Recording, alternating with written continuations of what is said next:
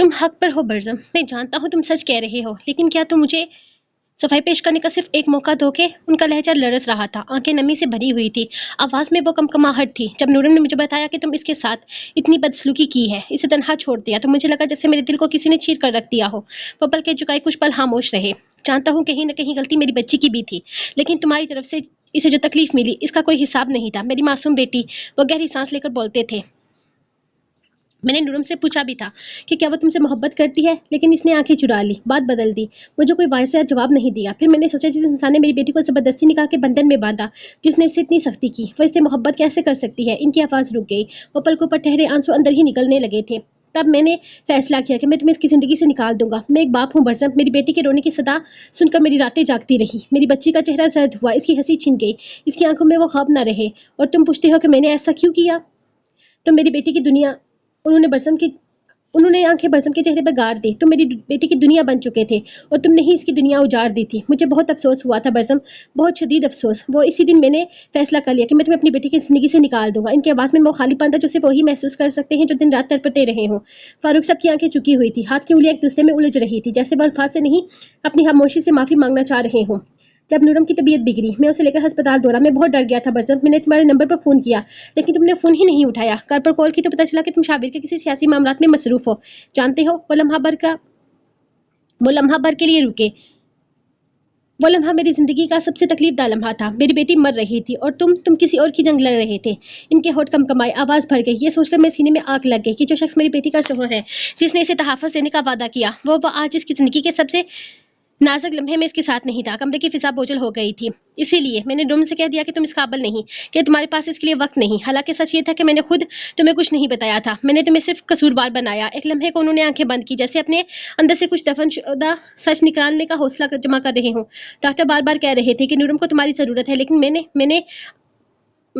मैं ना में जल रहा था। मैंने इनकार कर दिया। मैंने कहा बरज़म को अब कभी वापस नूरम की ज़िंदगी में नहीं आने दूंगा। इनकी आवाज़ रुक गई, आंखों के किनारे भीग चुके थे।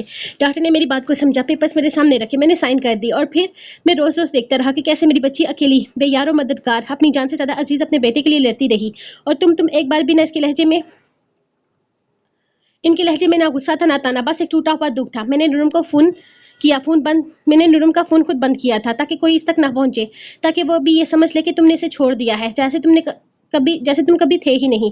उन्होंने निगाह उठाकर बरज़म की आंखों में देखा। मैं बाप हूँ बरज़म, लेकिन मैंने वही किया जिसे मेरी बेटी की आंखों से रोशनी छिन गई। मैंने इसका यकीन छीना, तुम्हारा नहीं। मैंने कई बार नूरम से पूछा, बार-बार, कि क्या वो तुमसे मोहब्बत करती है? फारूक साहब की आवाज़ में शिकस्तगी थी, मगर वो हर बार खामोश रही, कभी गुस्से में, कभी आंखें चुराकर, हमेशा बाल टालती रही। और मैंने इसकी खामोशी को नफरत समझ लिया। समझा कि वो तुमसे बेजार है, तुम्हारे साथ नहीं रहना चाहती। इसी गलतफहमी में मैंने तलाक के कागजात भिजवा दिए, जिसका इल्म नूरम को है ही नहीं। इसके चेहरे पर पेशमानी की छाप गहरी होती जा रही थी। मैं सिर्फ अपनी बेटी की ज़िंदगी में खुशियां लाना चाहता था। सोचा कि शायद तुमसे अलग होकर वह सुकून पा जाएगी, लेकिन मुझे मालूम ही नहीं था कि इसकी खुशियां तो तुमसे वाबस्ता है।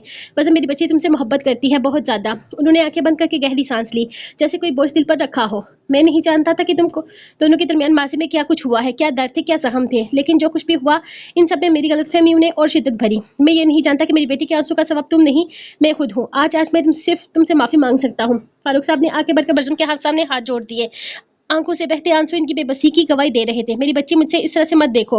वो नूरम की आंखों में बेयकीनी देखते हुए तड़प उठी, जबकि वो सर झटक गई थी। इसकी आवाज़ रुंध गई थी, आंखों में बेयकीनी, दिल में टूटा हुआ यकीन। बाबा, आप ऐसा कैसे कर सकते हैं? आपने सिर्फ एक बार भी नहीं पूछा कि मैं क्या चाहती हूँ। आपने बस फैसला कर लिया। आपको लगता है कि मैं बरज़म से तलाक चाहती हूँ?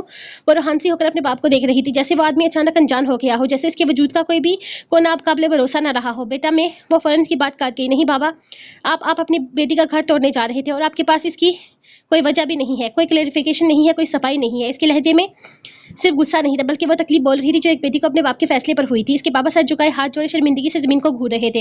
वो खामोश थे, जैसे लफ्ज इनका साथ छोड़ चुके थे। नूरम का दिल फट रहा था, जिस पर वो सबसे ज्यादा भरोसा करती थी, वही शख्स इसके साथ ऐसा कर गया था। वो बेयकीनी से देख रही थी। दुनिया ने तो इसकी नादानी, इसकी बेवकूफ़ी का फायदा उठाया ही था, लेकिन इसका बाप भी इसके साथ वही कर गया था जो बाकी सब करके आए थे। बरज़म ने उनके झुके हाथ थाम लिए थे। बरज़म, मुझे माफ़ कर दो, मैं बहुत शर्मिंदा हूँ। और आहिस्ता से इन्हें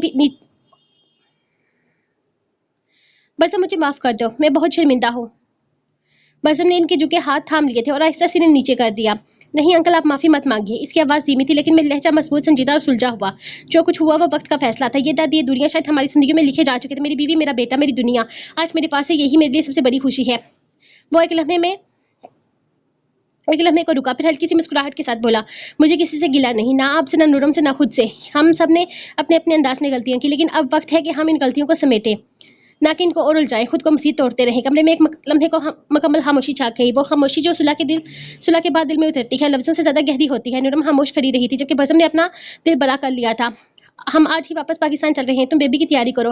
अब मैं अपनी बीवी और बच्चे से एक लम्हे के लिए भी दूर बर्दाश्त नहीं करूंगा। तुम्हारी नाराजगी, गुस्सा सब सलाखों पर, लेकिन अब ये नाराजगी, ये गुस्सा पाकिस्तान जाकर ही कंटिन्यू करना। उसके चेहरे को अपने हाथों में थामते कहता अंदर कमरे की तरफ चला गया था, जहां से इसने एहतियात से अपने बेटे को उठाकर अपने सीने में छुपाया। इसने जैसे फैसला किया था, जबकि नूरम इसके फैसले पर किसी भी तरह का एतराज उठाए बगैर इसके पीछे ही आई थी। नूरम खामोशी से चल रही थी, जैसे अल्फाज कहीं गुम हो गए थे।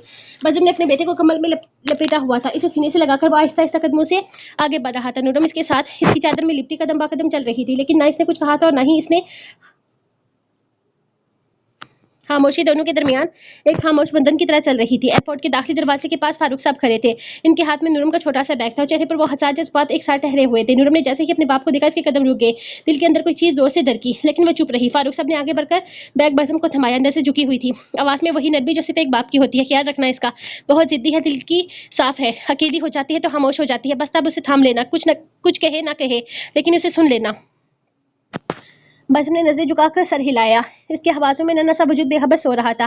फारूक साहब की आंखों में नमी छलक रही थी, लेकिन वो मुस्कुरा दिए। नूरम इनके सीने से लगी और वो लम्हा जैसे शायद तलखियों को पिघला गया था। मैंने हमेशा तुम्हें महफूज देखना चाहा है बेटा, और अब लगता है शायद तुम वाकई महफूज हो।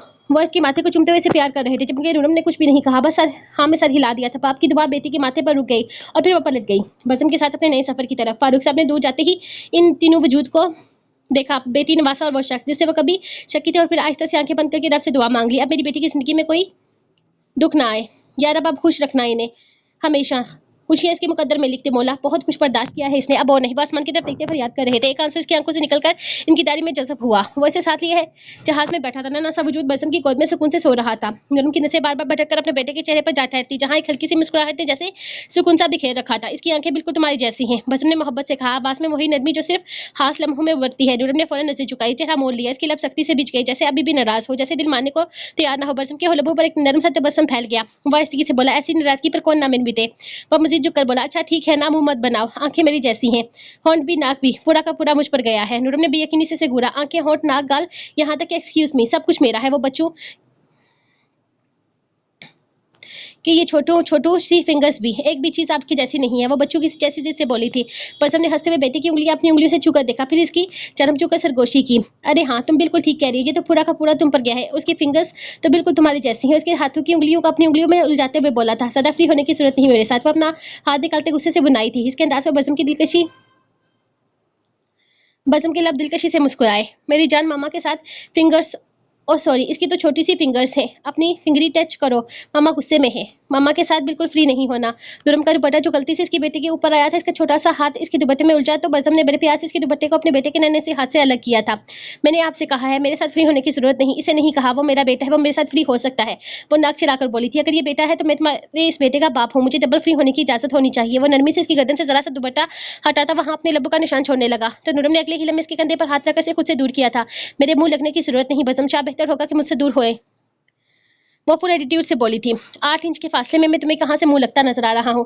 तुम्हें क्या लगता है कि मैं इस तरह से मुंह लगूंगा तुम्हारे? मेरे मुंह लगने की अंदाज वो तुम बहुत अच्छे तरीके से जानती हो, तो बेहतर होगा कि यूं जहाज में बैठकर मुझे चैलेंज मत करो। मुझे कोई मसला नहीं, शर्मिंदगी तुम्हें ही उठानी होगी। मैं तो कोई दिल नशी गुस्ताही करना चाहता हूँ, लेकिन फिर इसके बाद में तुम्हें यहाँ जहाज में शर्माते घबराते देखकर अपने आप कंट्रोल नहीं कर सकूंगा, और फिर तुमने अपनी किताब में मुझे जालिम शोहर लिख देना है। वो शरारती अंदाज में लबू पर सजाए मुस्कुरा सजाए बोला था, हाथ में रहे आप बज़म शाह, मैं नाराज हूँ आपसे, मत भूलें क्या क्या कर लेकर आए हैं मुझे। इसने दबंग अंदाज में कुछ याद करवाया, तो बज़म के लबू की मुस्कुराहट मजीद गहरी हुई थी। ऐसी नाराजगी पर तुम्हें 1000 दफा इसके आगे बीच कर इसे मना लूंगा तुम्हें मेरी जान। तुम्हें मनाना कौन सा मुश्किल काम है? बस मेरी एक ख्वाहिश है कि तुम जब भी मुझसे नाराज हो तो यूं ही नाराज होना, किसी भी हालत में से दूर मत जाना। मेरे करीब रहकर तुम मुझसे रूठोगी तो मैं तुम्हें 1000 दफा मनाऊंगा, लेकिन अगर दूर चली जाओगी तो दूर नहीं करीब हूँ आपके, और ना ही दूर रहूंगी। आपका क्या भरोसा? फिर किसी के भेजे हुए तलाक के कागजात लेकर मेरे सामने रख दे और फिर आकर गर्दन पकड़कर मेरा हिसाब मांगे। खैर, मेरा गला दबाया था आपने, निशान पर गए हैं। इसने अपनी चादर अपनी नाजुक सराईदार गर्दन से हटाई, इसे दिखाया था जहां पर इसकी उंगलियों के सुरख निशान थे। बस अगले ही लम्हे बेखुद होता इसकी गर्दन पर झुकते जा बजे से चूमने लगा, जबकि नूरम की की तो सांसें ही थमने लगी थी। वो पागल इंसान से किसी चीज़ की तवक्को करके अपनी गर्दन इसके सामने रख रही थी। वो खुद ही अपनी सोच पर सोच कर रह गई। हम यहाँ जहाज में है बज़म, शाह आपके बेडरूम में नहीं। छोड़ापन छोड़ दीजिए वरना मुझसे कोई बुरा नहीं होगा। वो पूरी ताकत लगाकर इसे खुद से अलग करते हुए बोली तो इसने एक नज़र से घूरा था, फिर अगले ही लम्हे से थामकर अपने सीने से लगा लिया। खुद अपनी खुशी को जांच नहीं पा रहा था और इतना खुश था जैसे दुनिया जीत ली हो। यह लम्हा इसकी जिंदगी के सबसे हसीन तरीन लम्हों में से था। बसम ने जैसे ही एयरपोर्ट के दरवाजे से बाहर कदम रखा, ठंडी हवा ने इसका इस्तकबाल किया, लेकिन इसकी दुनिया में तो अलग ही खुशबू बसी हुई थी नूरम के वजूद की, और बस छोटे से नरम वजूद की जो इसकी बाजू में सुकून से सो रहा था। घर वालों को इसने महज इतना ही बताया था कि वह नूरम को साथ ला रहा है, बाकी सबके लिए वह सरप्राइज भी बाकी था। किसी को नहीं मालूम था कि वह सिर्फ शोहर नहीं, अपने अब बाप भी बन चुका है। इसकी जिंदगी का वो खालीपन जो बरसों से इसे अंदर काट रहा था, अब किसी नरम सांस के लम्स में भर गया है। शाबिर और मुजावर से वो छुपा ना पाया, आखिर वो दिल की जुबान समझते थे और वो भी कहाँ रुकने वाले थे। बस ने जान लिया था कि ये राज अब वारद मोमरश और यरमान तक भी जा पहुंचा होगा, लेकिन इसे कोई परवाह नहीं थी। वो तो ये लम्हा जी रहा था जो रोशनी बनकर इसकी जिंदगी में आया था। नूरम इसके साथ थी खामोश, लेकिन चेहरे पर एक नन्ही सी खुशी लिए। बज़म का बासु इसके गिर्द मजबूती से बंधा हुआ था, जैसे वो दुनिया से कहना चाहता हो अब ये मेरी है और मैं इसका हूँ। इसके दूसरे बाजू में लिपटा नन्हा सा वजूद, इसका बेटा इसका वजूद था जो अभी कुछ भी नहीं जानता था, लेकिन इसके बाप का सीना छूकर जैसे अपनी पहचान पा ली थी। बज़म को यूं लगा जैसे इसके अंदर एक नया इंसान ने जन्म लिया हो। वो जो कभी सख्ती, गुस्से और तन्हाई में डूबा रहता था, अब एक लम्हे को भी ऐसा नरम पड़ा था कि जिंदगी ऐसी बदली थी कि वो खुद को पहचानने से कासिर था। यही थी इसकी दुनिया, इसके दिल ने गवाही दी। नूरम और इसका बेटा, बस यही दो रिश्ते काफी थे एक मुकम्मल जिंदगी के लिए। माँ बेगम, अरे ये क्या हो रहा है, तुम इतनी तैयार क्यों हो रहे हो? हैरान होकर बोली, क्योंकि सुबह जब से वो बेदार हुई थी हवेली में जैसे कोई त्योहार का सा समा था। बाहर सहन में फूलों से सजावट हो रही थी, रंग बिरंगी रोशनियों से दीवारें जगमगा रही थी और अंदर सब लोग किसी न किसी तैयारी में मसरूफ थे। इस घर के मर्द जो किसी काम को हाथ नहीं लगाते थे, वो भी आज कमाल के मसरूफ नजर आ रहे थे। वो सबको हिदायत दे रहे थे, कभी किसी को बुलाते, कभी किसी की निगरानी करते। माँ बेगम, अमना बेगम दोनों हैरान थी। वो सब लोग पहले कभी इतने खुश और एक्साइटेड नहीं हुए थे। बड़े अब्बा, आप जरा अस्वीर को संभालें, वारद का बाई फूल ठीक से नहीं लगा रहे। अस्वीर हामती कामती अंदर आई, अस्वीर को इसकी गोद में थमाया और वापस दौड़ गई। वो खुद भी नहीं जानती थी कि क्या तैयारी है, किस चीज की तैयारी हो रही है। बस शाबीर ने कहा था कि मेरा चांद अपनी बेस्ट परफॉर्मेंस दे दो, और वो दे रही थी। अस्वीर जैसे ही इसकी गोद में आया, इसने पूरी आंखें खोलकर इन्हें देखा तो अगले ही लम्हे हाथ पैर मारने लगा, जैसे पूरी तवज्जो अपनी तरफ खींचना चाहता हो। अस्वीर मियाँ, ये सब कुछ क्या चल रहा है? लगता है कोई बहुत बड़ी बात है। देखो, तुम हमारे कान में आहिस्ता से बता दो, हम किसी को नहीं बताएंगे। उन्होंने अपना कान अस्वीर के कान नन्हे लब्बू के करीब किया, जैसे वो वाकई कुछ बताने के लिए तैयार हो। क्या मतलब? इन बड़े लोगों ने? वो फिर चूक गई। वो हैरत से देखने लगी। तुम्हें भी अपना राज में शामिल नहीं किया? तभी अस्वीर ने अचानक एक उंगली उठाई और वालिद के कमरे की तरफ, दरवाजे की तरफ इशारा कर दिया। अच्छा, तो तुम्हें लगता है कि इस राज में अदू शामिल हो सकती है? चलो फिर हम खुद अदू से पूछ लेते हैं। वो मुस्कुराते हुए अस्वीर को सीने से लगाकर तेजी से जीनत के कमरे की तरफ बढ़े थे। बहुत अच्छा हुआ आप आके, जरा इसे देख लें। वालिद ने मुझे तंग करके रखा है, कभी कहते हैं ये करो, कभी कहते हैं वो करो। अब एक छोटी सी जान आखिर कितना कुछ कर सकती है। इनके कमरे में दाखिल होते ही जीनत बोली और साथ ही आदिया को इनके हवाले किया और खुद जल्दी से बाहर निकल गई। वो बेड पर लेटी आदिया को देखने लगे, फिर गोद में मौजूद तस्वीर को। एक तरफ एक मासूम हंसती मुस्कुराती बच्ची, दूसरी तरफ वो नन्हा वजूद जिसने अब सबको अपनी मासूमियत से हैरान कर दिया था, और वो हैरान और परेशान बस खामोशी से दोनों को देखते रहे। आखिर इस घर में चल क्या रहा है? इसका सवाल बस ये था जिसका जवाब देने को कोई भी तैयार नहीं था। क्या कर रही हो लड़की? होश कहाँ है तुम्हारा? मैं कहती हूँ तुम आराम करो। माँ बेगम ने किचन से भागती हुई रूहा को देखकर जोर से आवाज लगाई थी। तुम हो के एक पल को टिक कर नहीं बैठती क्या? माँ बेगम, आप भी ना, कभी कभार अच्छी हंसी माँ से सीधी सास बन जाती हैं। रूहा ने पलटकर शरारत से जवाब दिया था। बहुत मसरूफ हूं मैं। माँ बेगम ने लपक कर इसका बाजू पकड़ा, इसे सोफे पर लाकर बिठा दिया। रूहा नहीं करती रहेगी जी। जब वो जबरदस्ती फ्रूट की टोकरी से सेब निकालती, काट कर प्लेट में रखती, इसके सामने रख चुकी थी। रूहा जानती थी जब तक वो खाना लेता तक माँ बेगम से छोड़ने वाली नहीं। माँ बेगम, मैं बाद में खा लेती हूँ, अभी मैं काम कर रही हूँ। वो इससे पहले कि अपनी बात मुकम्मल करती, माँ बेगम का हाथ उतारू जूते नीचे गया था। इस लम्हे मुजावर अंदर आया। रूहा को इस हाल में देखकर कहका लगाकर हंसा। तो तू भी खाएगा? माँ बेगम ने कड़क आवाज में हुक्म दिया था। तुझे बहुत हंसी आ रही है ना, आजा बैठ इधर। मुजावर की हंसी पल में गायब हो गई थी। माँ बेगम, मैं थोड़ी ना अम्मी बनने वाला हूँ, मैं तो अब्बा बनने वाला हूँ, और अब्बा तो पहले से ही बहुत स्ट्रांग होता है। वो बड़ी मासूमियत से बोला, जैसे किसी बच्चे की तरह बहाना बना रहा। माँ बेगम ने घूरते हुए कहा था। बराया स्ट्रांग, अब्बा तू भी खाएगा। बेगम की घुड़ी इतनी सख्त थी कि मुजावर को बैठना पड़ा। अब रूहा और मुजावर सोफे पर बैठे माँ बेगम के हाथ से सेब खा रहे थे। मुजावर तो नाक चला चला कर खा रहा था, जबकि रूहा के हिस्से में सेब के साथ एक गिलास दूध भी आया था। रूहा का वो लम्हा याद रहा कि जब एक बार इसने अपनी नादानी में सोच लिया था कि शायद माँ बेगम के लिए इसकी और मुजावर के बच्चे की अहमियत कम होगी, मगर वक्त ने साबित किया था कि माँ बेगम के लिए इनका हर बच्चा इनकी सांसों से ज्यादा अजीज है। मुजावर तो इसका सबसे लाडला था, और रूहा बहुत अपनी सोच पर शर्मिंदा होकर माँ बेगम से माफी मांग चुकी थी। माँ बेगम ने सब कुछ दिल पर लिए बगैर माफ भी कर दिया था। हाँ, वक्ती दुख जरूर हुआ था, आखिर कोई माँ की ममता पर शक करे तो चोट तो खाता है, मगर वो वक्त गुजर चुका था। अब इनके सामने सिर्फ हंसियों भरी एक नई जिंदगी थी, जिसमें मोहब्बत भी थी, हंसी भी और बेइंतहा अपनाहियत भी। बज़म के आने की खबर ने जैसे पूरी हवेली को हिलाकर रख दिया था। एक शोर सा उठा, सब लोग काम छोड़कर दरवाजे की जानब दौड़ने लगे थे। बाहर मौजूद सब को दरवाजे की तरफ बुलाया तो सब हैरानगी से एक दूसरे का मुंह देखने लगे। जैसे ही गाड़ी गेट पर रुकी, सबकी नजरें इस पर जम गई। दरवाजा खुला और वही मंजर सामने आया जिसका सबको इंतजार था। बज़म के साथ नूरम भी थी, जैसा कि सबको उम्मीद थी, मगर वो अकेले नहीं थे। बज़म के बाजू में एक छोटा सा मासूम सा बिल्कुल नन्हा सा बच्चा था, बिल्कुल एक गुड़िया जैसा। एक पल को जैसे सबकी सांस रुक गई थी।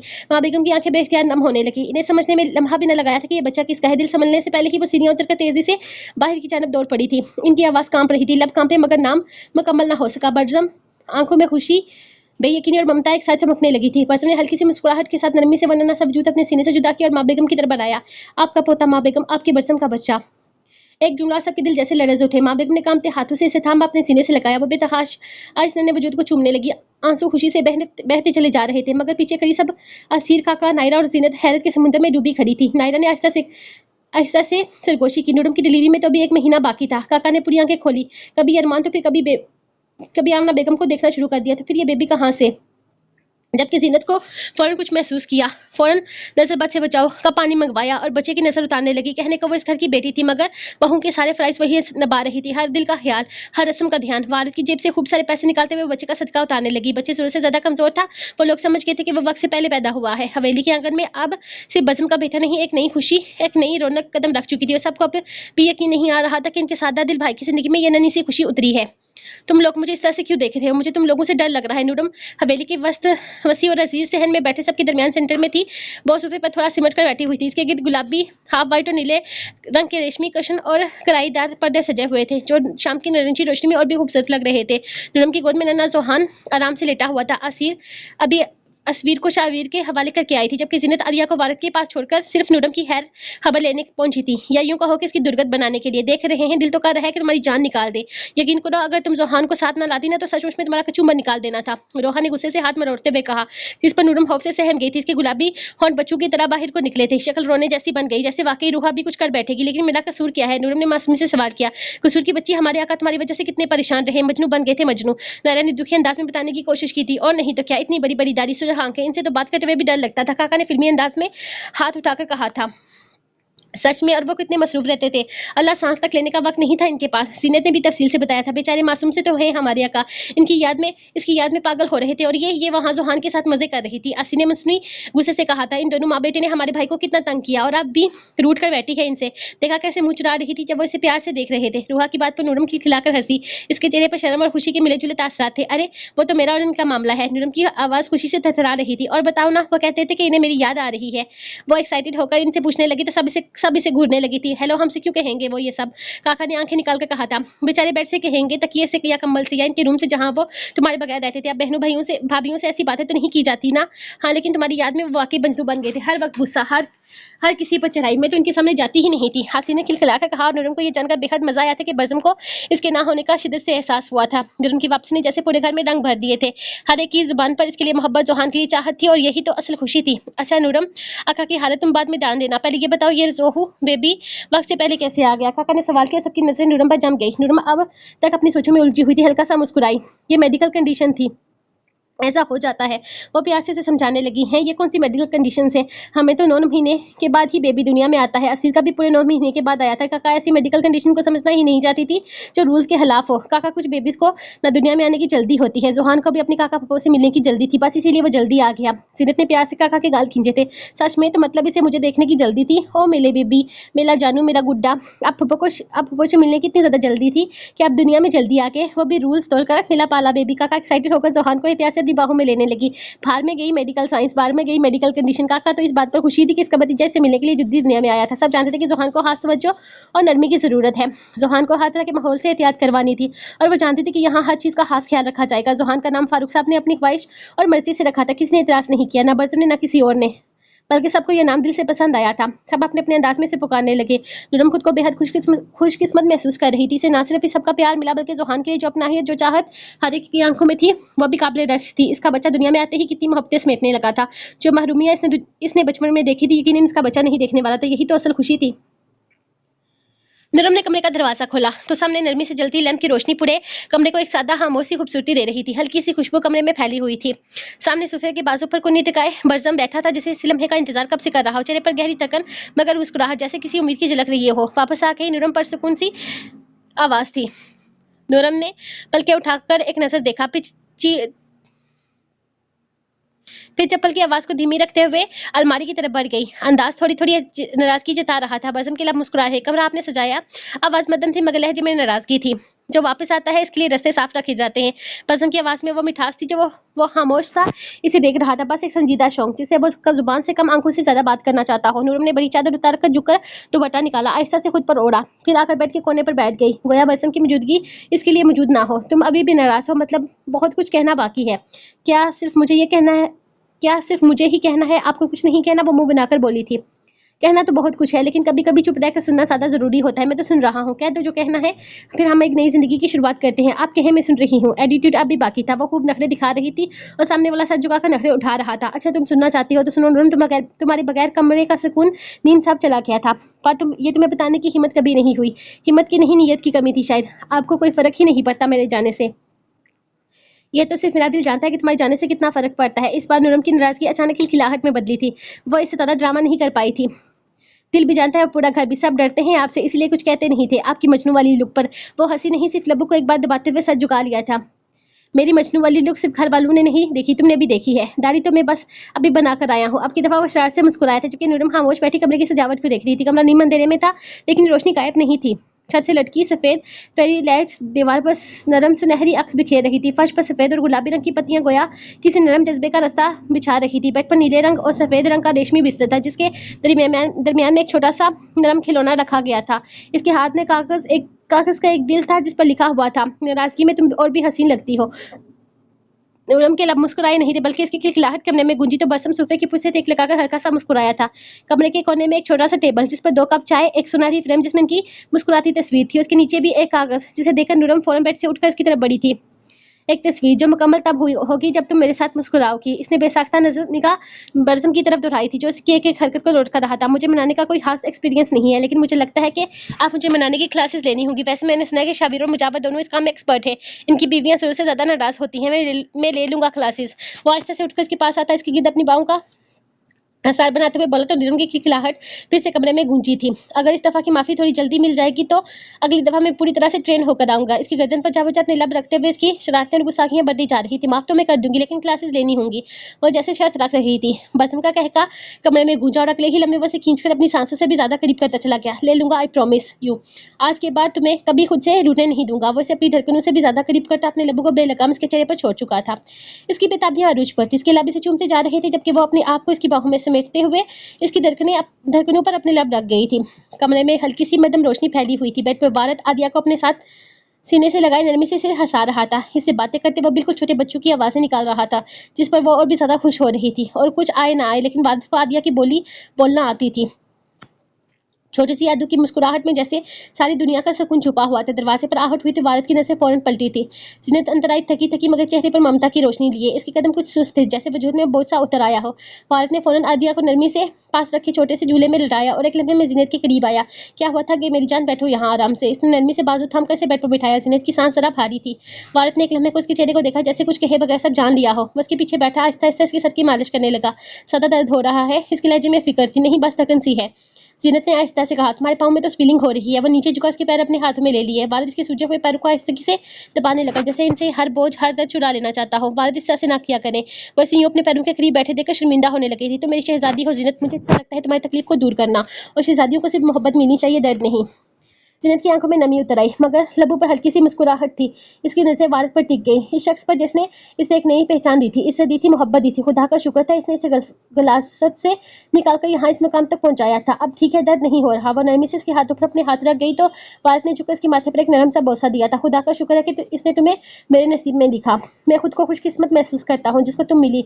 जिनत, मेरी जिंदगी में आने के लिए शुक्रिया। मैं कोशिश करूंगा कि मैं तुम्हारी तकलीफ की वजह कभी न बनूं। वह नरमी से इसके पेट पे हाथ रखते हुए बोला, जहाँ मजीद कुछ दिनों का ही इंतजार था। कमरे में खामोशी थी, लेकिन इस खामोशी में एक सुकून की गूंज थी, मोहब्बत, सुकून और शुक्र। दूर कहीं से अजानों की आवाज़ें आई तो इसने वारिद को देखा था। अब मैं तुम्हें वुजू करवाने में हेल्प करता हूँ। वह इसे सहारा देकर वॉशरूम तक ले आया था, फिर वुजू करवाने में इसकी मदद करने लगा। इन दोनों ने मिलकर इनकी शुक्रगुजार लम्हों में नमाज अदा की थी और रब की बेशुमार नेमतों का शुक्रिया अदा किया था। आने वाला वक्त बेतहाशा हसीन होने वाला था।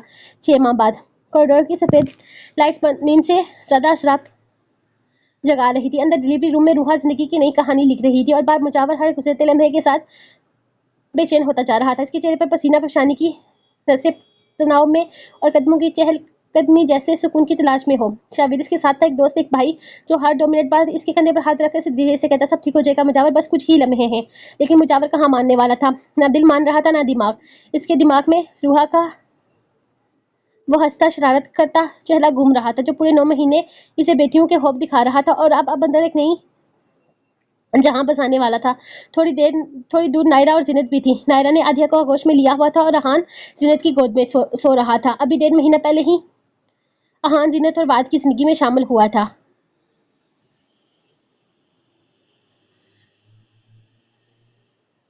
चंद माह बाद थोड़ी दूर नायरा और जिनत भी थी। मुजावर जरा सांस ले ले, अल्लाह सब ठीक करेगा, वादिश के पास बैठते हुए कहा, जो हाथ में एक शॉपिंग बैग पकड़े हुए था जिसमें 2 छोटी-छोटी फ्रॉक्स थी। अगले ही लम्हे कमरे का दरवाजा खुला। नर्स की गोद में लिपटे 2 नन्हे से कमल नजर आए। दोनों गुलाबी रंग के थे, एक में नीला रिबन और दूसरे में सब्ज। मुजावर ने बेख्तियार कदम आगे बढ़ाए, सबके दिल जैसे एक साथ धड़के थे। नर्स ने मुस्कुराते हुए कहा, मुबारक हो दोनों बेटे हैं। मुजावर वहीं साग खड़ा रह गया। चंद सेकंड बाद वह एक लंबी सांस लेकर हंसा, वो हंसी जिसमें बेयकीनी, हैरानगी और एक मसनूई सा गुस्सा था। ये रूहा ने मेरे साथ चीटिंग की है यार। 9 महीने बेटियों की तस्वीरें दिखा दिखा के ये देख बेटे। वो दोनों नन्हे नन्हे शहजादों को अपने हाथों में लेते हुए बोला तो जिन्हें तो नायरा की हंसी छूट गई थी। मुजावर ने बच्चों को हाथ में लिया तो आंखों में चमक थी, दिल में शुक्र और लबों पर शरारत। ठीक है मेरी बीवी, अब तो हिसाब चुकता होगा। 2 बेटे एक साथ, तुम तो बहुत बड़ी चीटर निकली। अब समझा में आया अल्ट्रासाउंड क्यों नहीं करवाने दे रही थी। वह नरमी से अपने बेटे को चूमते हुए बोला था, जबकि नर्स पास खड़ी मुस्कुरा रही थी। मेरी बेबी कैसी है सिस्टर, ठीक तो है ना, कोई परेशानी वाली बात तो नहीं। इसने नर्स से पूछा तो इसने फौरन नफी में सर हिलाया था। नहीं आपकी वाइफ बिल्कुल ठीक है, कोई परेशानी वाली बात नहीं, और डिलीवरी बिल्कुल नॉर्मल थी। थोड़ी देर में इन्हें रूम में शिफ्ट कर दिया जाएगा, आप मिल लीजिएगा इनसे। वो कहते हुए आगे बढ़ गई, जबकि अब वो अपने चांद सूरज से सबको मिलवाने लगा था।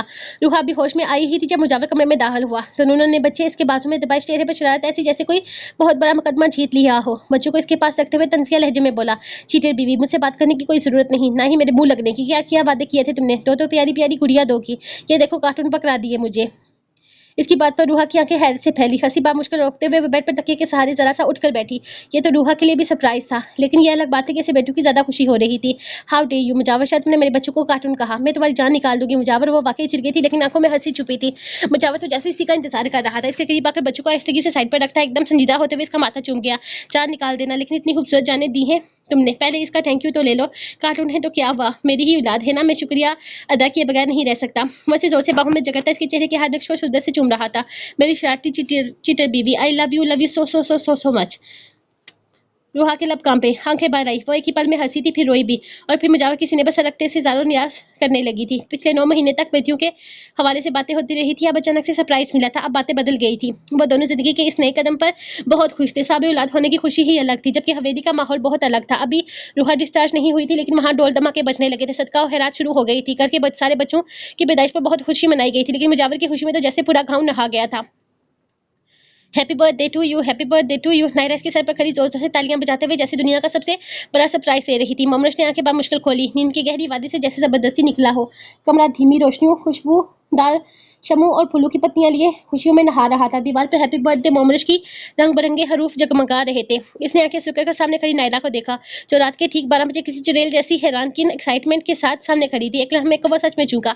पिछले 2 दिनों से घर में रूहा और मुजावर के जुड़वा बच्चों की पैदाइश ने सबको जैसे जश्न के माहौल में डाल रखा था। मेहमानों की आमद, खुशी की बच्चियों के किलकारियां, सब कुछ जैसे जिंदगी के रंग बिखर रहा था। ऐसे में इसने दोबारा नायरा को याद दिलाया भी था कि इसकी सालगिरह करीब है, लेकिन वो कुछ हाथ रद्दमन न देकर इसे मुकम्मल तौर पर भूल जाने का तासर दे चुकी थी।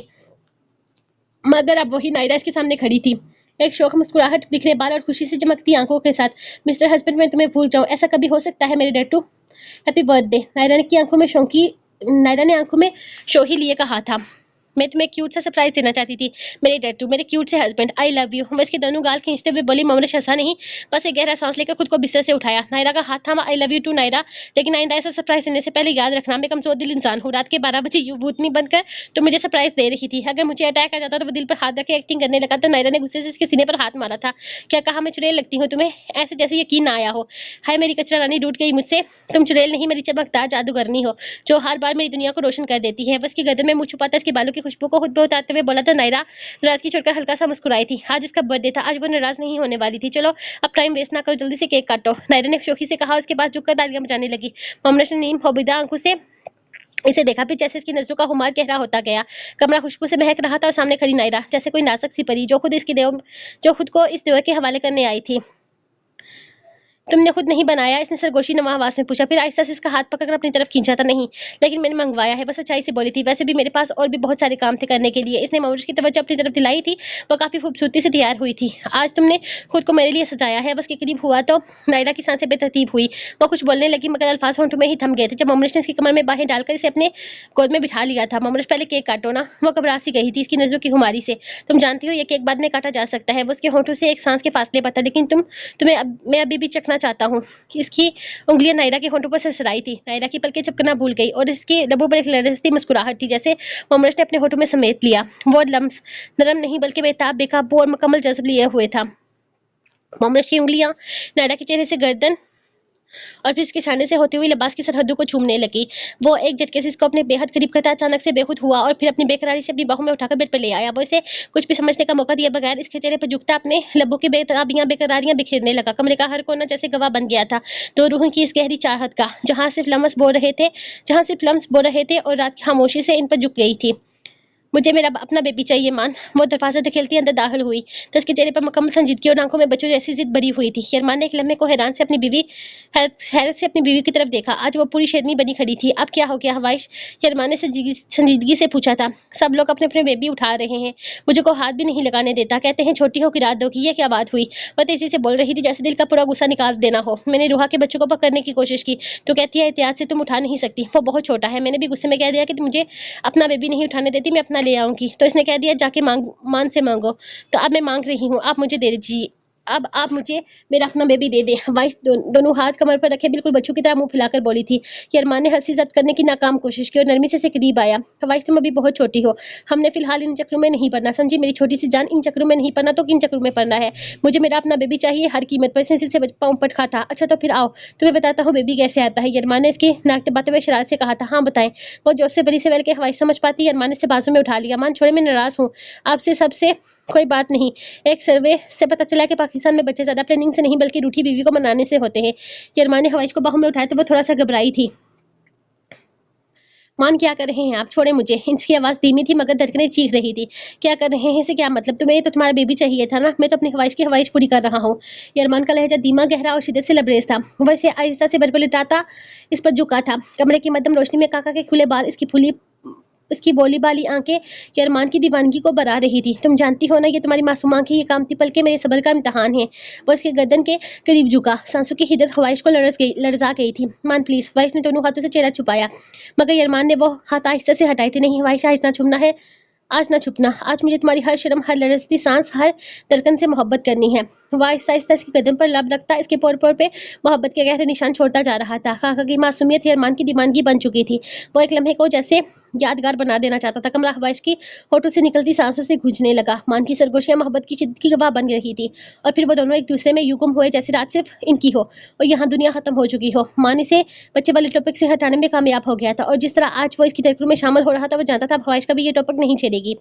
वह जैसे ही दरवाजे के पास रुका, सामने का मंजर से इसके थके वजूद को सुकून की चादर में लिपटने लगा। आशी मध्यम रोशनी में जिया को अपनी गोद में थपक रही थी। होठों पर हल्की सी लोरी, आंखों में नींद भरी ममता, चेहरा थकन से निडाल मगर फिर भी रोशन। जिया सो चुकी थी। अखराज खामोशी से अंदर आया तो आशी ने नजर उठा के से देखा था। आप आ गए?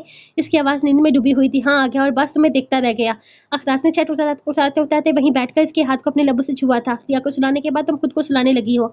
वो इसके पास बैठते हुए हस्ती से बोला था। बस थक गई हूँ। आशी ने सर इसके कंधे पर टिका दिया। आज थकन उतारने का वक्त है आशी, क्योंकि आज तुम्हारा अखराज भी बहुत थक चुका है। एक नए मिशन पर काम कर रहे हैं, काफी उलझा देने वाला काम है। अगले कुछ दिन बहुत मसरूफ होने वाले हैं, इसलिए तो मुझे बहुत सारा वक्त चाहिए। मुझे ये रात चाहिए। इसने आहिस्ता से इसका दुपट्टा एक तरफ सरकाया और नरमी से इसकी गर्दन पर लब रख दिया। आशी का जिस्म थोड़ा सा कांपा मगर इसकी पलकें झुकी रही। अखराज वो सरगोशी में बोली, कुछ मत कहो, आज सिर्फ हाँ महसूस करो। अखराज ने इसे बाहों में बढ़ते आहिस्ता आहिस्ता बेड पर लिटाया था। इसके बालों में उंगलियां चलाता हुआ इसके होंठों पर, गर्दन पर, इसके वजूद के हर जाविये पर अपनी मोहब्बत लिखने लगा। मुझे तुमसे इश्क है आशी, ये वजूद, ये रात, ये लम्हा सब तुम्हें दे रहा है, सब तुम्हें दे रहा हूँ। इसके होंठ आशी के होंठों से मिले तो हर एहसास जैसे शिद्दत में ढल गया। कमरे की खामोशी में सिर्फ सांसों की धड़कनें थी, सांसों की हल्की सी सरसराहट और मोहब्बत की बेकरारी। और ये रात आशी की बाहों में कैद हो गई थी। आखिर सिर्फ आशी का शोहर नहीं था, वो इसका आशिक, इसका सुकून और इसकी हर ख्वाहिश का जवाब बन चुका था। आसिर कमरे में खड़ी अपने छोटे से बेटे को गोद में लिए हल्के झूले सुला रही थी। 3 माह के शाबिर की नींद गहरी हो चुकी थी। उसके होठ पर एक बेहद मासूम सी मुस्कुराहट थी। शाबिर दरवाजे के किनारे से टेक लगाए इसे देख रहा था। इस लड़की को जिसने इसे मुकम्मल कर दिया था, इसे बाप बनाया था, और अब भी हर दिन इसकी चाहत और तलब में इजाफा हो रहा था। मेरा जान, इसे नरम आवाज में पुकारा। वो चूम कर पलटी। शाबिर की आंखों में गहरा रंग देखकर कुछ कहने ही वाली थी, किसने आकर आहिस्ता से अस्वीर को इसकी गोद से लेकर करीब झूले में लटा दिया।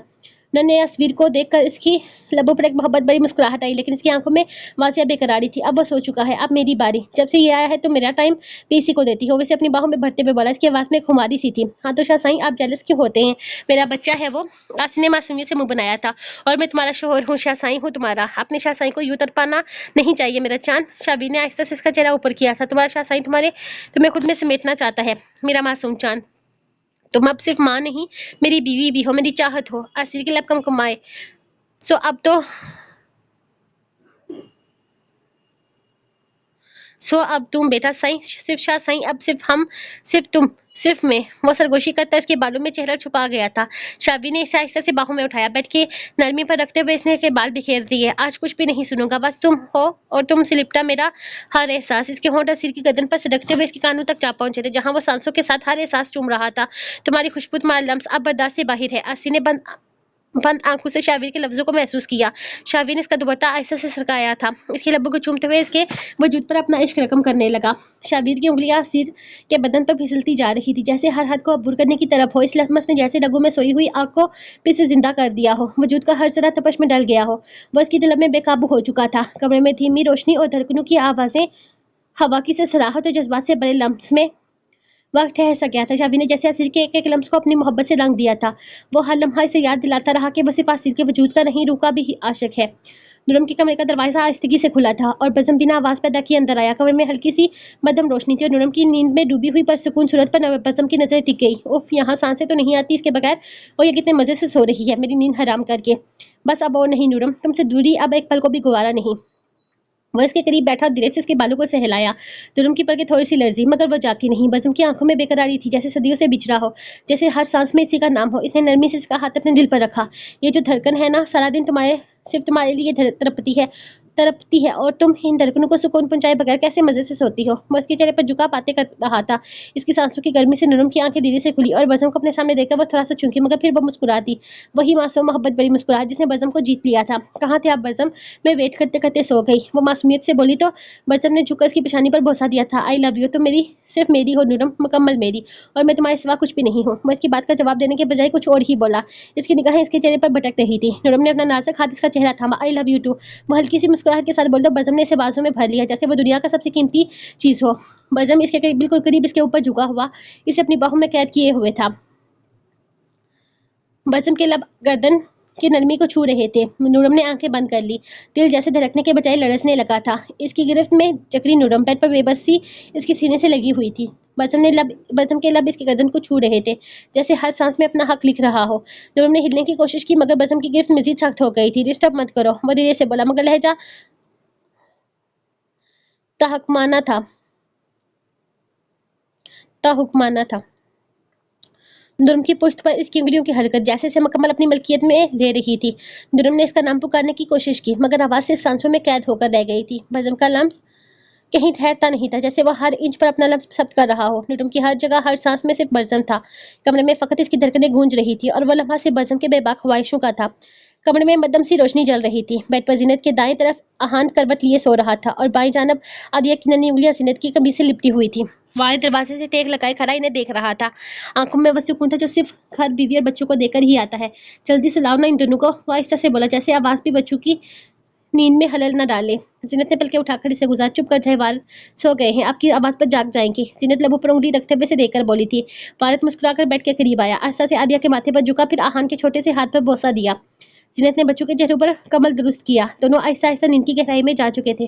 फिर वह आहिस्तगी से मुड़ी। वारिद पहले ही इसकी पुश्त के करीब आ चुका था। अब मेरी बारी है। वारिद ने इसके कान के करीब सरगोशी की, आवाज में शरारत और धीमा सा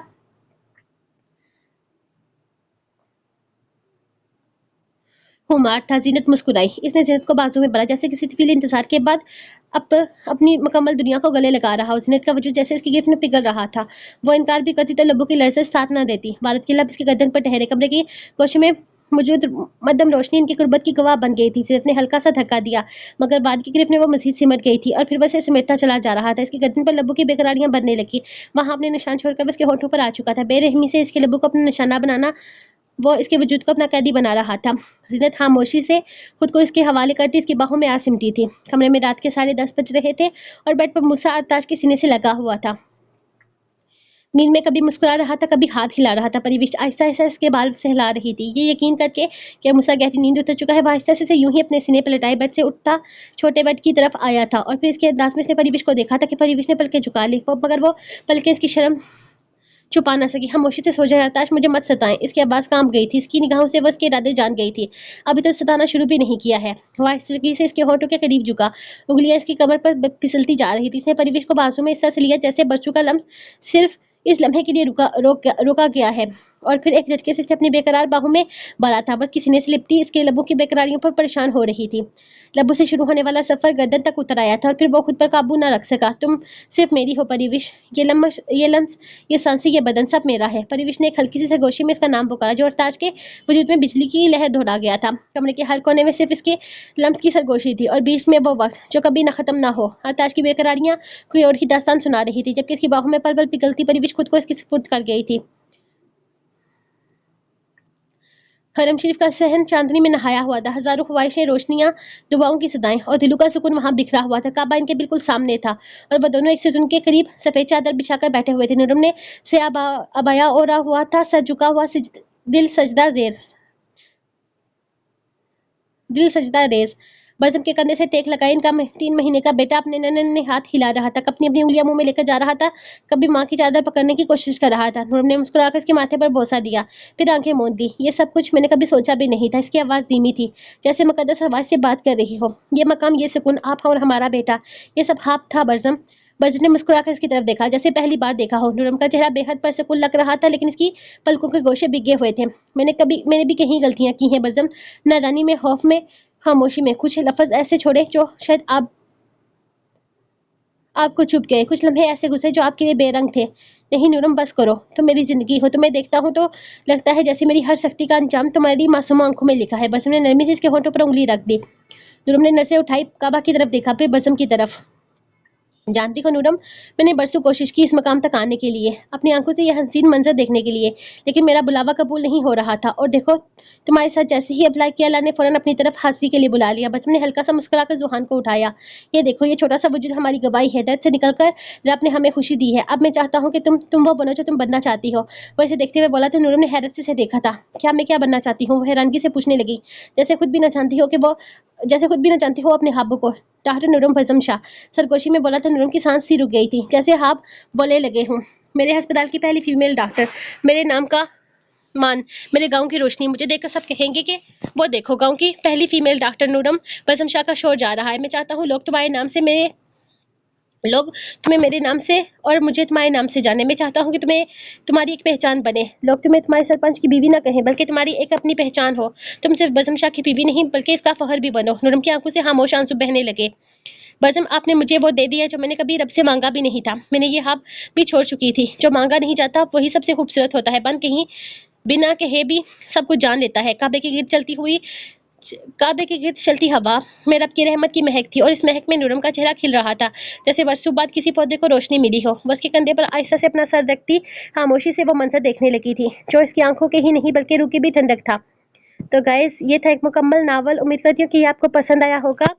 मिलेंगे कल, परसों या फिर किसी और दिन एक मुकम्मल नावल के साथ। तब तक दीजिए मुझे इजाजत। खुश रहें, आबाद रहें, दुआओं में याद रखें। खुदा हाफिज।